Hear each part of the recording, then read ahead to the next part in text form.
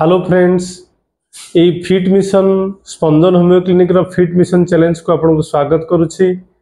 आज एक नूतन अध्याय आज अध्याय होची योगा फॉर सेल्फ हिलिंग। आम टॉपिक टी आज कहीं बाछिले तार कारण होची आम डेली क्लिनिक रे यह देखुछु जे पेशेंट माने रोग पाई पूरा रोगर कष्ट सही सही आउ मेडिसिन खाई खाई से पूरा थकी सारे। प्रत्येक जिनस मेडिसिन सबुपाई किसी ना किसी टेंशन एंजाइटी तो तापरे मु तो डेली प्रैक्टिस करे। आज चिंता कली एटा गोटे छोट वीडियो बनैबा सेटा होची जे आम जीवन रे सबुठारु जदि किसी गुरुत्वपूर्ण थाए सेटा होची हमर स्वास्थ्य आउ हमर शरीर। आज जाए आमे केबे निज शरीर प्रति आउ निज मन प्रति थोड़ा ध्यान देना।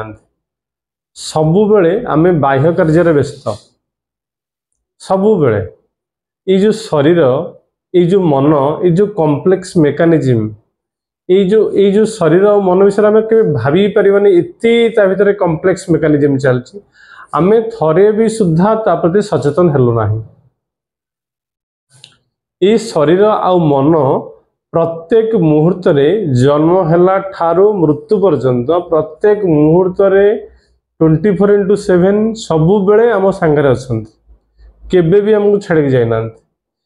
निश्वास प्रश्वास चली, हार्ट चली, आउ ये शरीर प्रत्येक एक्टिविटी चली। थरे मात्र जदि किछि समय बाहर करी आमे चिंता करिबा प्रकृति एते सारा फंक्शंस चलची केमती।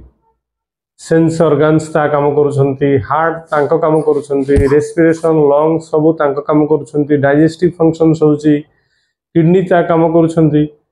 तो केही नाही ताको चलेया पई, किंतु इनवॉलंटरी लोडा सब चलीची केमती। आउ जदि आमे ए 24 घंटा रु किछि समय पई बाहर करके निज शरीर आ मन उपरे ध्यान देबा ताहले आमे देखिबा जे धीरे धीरे समय बयस बढ़िबा अनुसार आम भितर केते टॉक्सिन्स डिपोजिट हो सारलानी। आम माइंड रे भी टॉक्सिन्स डिपोजिट हो सारलानी। तेणु आमे सर्वप्रथम चिंता करिबा आम बॉडी और माइंड रो केमती ए बॉडी और माइंड को केमती टॉक्सिन्स फ्री करिबा। पूर्व काल रे एते मेडिसिन नथिला, इतने किसी मेडिकल सिस्टम भी डेभलप हो नाला। तार अर्थ कौन आगुरी लोक मैंने असुस्थ रोते सब बेले ना, से माने आम ठारू आहरी सुस्थ रोते। तार कारण होची तांकर लाइफ स्टाइल। से माने फिजिकल वर्क सफिशिएंट करथले, से माने भीतर एते चिंता एते टेंशन एते एंजाइटी एते ओरीड एते डिजायर्स किछि नथिला। से मानकर माइंड टा कंटेंट थिला, से माने शांत थिले, जहाँ जमिति मिलला चली जाउथले। तेणु तापर रहला खाद्य, तांको खाद्यटा भी ऑर्गेनिक फूड थिला, इते सारा विषय डेवलपमेंट है नथिला। तेणु से माने बहुत सुस्थ रहउथले।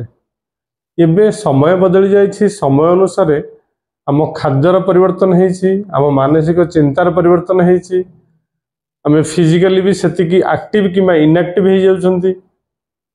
तेणु आमको ता बदल रे इतने सारा रोग मिलुछि।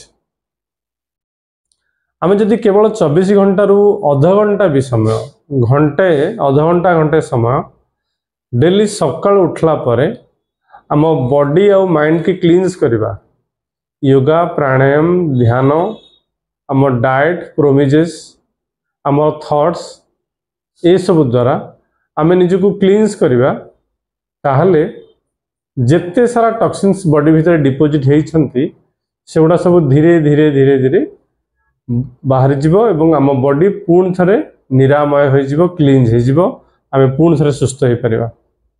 तेणु आसंतु एटलिस्ट आमे गोटे प्रोमिज नबा जी प्रत्येक मुहूर्त रे आम सांगरे अछि, आमे एटलिस्ट अध घंटा तांको समय दबा।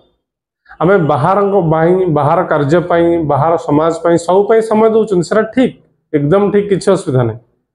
किंतु एटलिस्ट जो मेसीन हमको चलैछि से मेसीन को सर्विसिंग तो करवा टिके सर्विसिंग करवा ताको क्लीन्स करवा ताहले जाएंगी ये मेसीन आमको निश्चित भाव में आमर शेष निश्वास त्याग पर्यंत आमको साथ देव और सुस्थ आम सुस्थ रही पार। तेणु आज प्रोमिज निजको ध्यान दबा निज पाई चिंता करवा निजको क्लीन्स करवा निज बॉडी टॉक्सिन्स फ्री करवा निजको सुस्थ रखा। आज ये रही पुणी देखा आगामी अध्याय गोटे नुआ टॉपिक उपरे। नमस्कार।